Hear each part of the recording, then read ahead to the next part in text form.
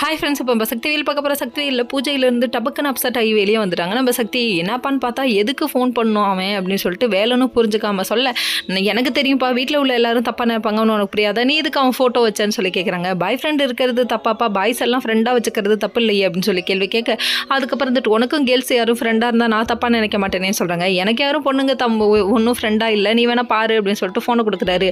முதல்ல நம்பணும், நம்பிக்கை தான் வாழ்க்கை, அப்படி இருக்கும்போது நீ ஏன் இப்படி பண்ணுற அப்படின்னு சொல்லிட்டாங்க. நம்புங்க, நம்பிக்கை தானே வாழ்க்கை எல்லாம் அப்படின்னு சொல்லிட்டு இவரோட ரியாக்ஷன் இருக்குது. இதெல்லாம் ஒரு பக்கம் இருக்க.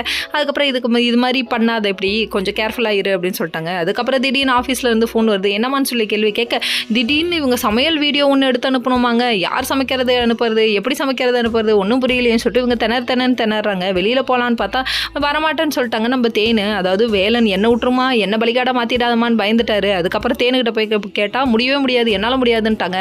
அதுக்கப்புறம் சரி அங்கே தான் முடியாது, நீங்கள் புது ரெசிபி ஒன்று செய்கிறீங்களா, அதை நான் வீடியோ எடுத்துக்கிறேன், ஆனால் ஃபேஸ் தெரியாமல் வீடியோ எடுத்துக்கிறேன்கான்னு சொல்லி கேட்க, அதுக்கப்புறம் சரி மேக்கப்லாம் போடுறாங்களாமா, ஃபேஸே தெரிய போகிறதில்ல, அப்புறம் எதுக்கு மேக்கப் அப்படின்ட்டாங்க. அதுக்கப்புறம் நிற்க வச்சு இவங்க வீடியோ மேலே வீடியோ எடுக்கிறாங்க. எப்படி வீடியோ எடுக்கிற வரையும் யாரும் வரலையா, சரி சந்தோஷப்பா அப்படிங்கிற மாதிரி ஆச்சு. வீடியோ சக்ஸஸ் அப்படின்னு சொல்லிட்டு வீடியோ அனுப்பி விட்டாங்க. இன்னொரு பக்கம் பார்த்தா வீட்டுக்கு விருந்து வந்திருக்கு. யாருன்னு சொல்லி பார்த்தா வட்ட செயலாளர்னு சொல்கிறாங்க. அவங்களோட ஒய்ஃபை கூப்பிட்டு வர இவங்க வந்துட்டு பட்டுப்புடவை வச்சு கொடுக்குறாங்களாமா. யார், அதாவது நம்ம ஊசி பட்டாசு வாய் கம்முன்னு இருக்கா, ஊசி பட்டாசு வந்து நின்றுட்டு இவங்க வந்துட்டு பட்டுப்புடவை நீ பார்த்துருப்பியான்னு சொல்லி கேள்வி கேட்க, என்ன இருந்து என்ன பிரயோஜனம், பேர பிள்ளை இல்லையேன்னு கலாய்ச்சிட்டாங்க. ஓகே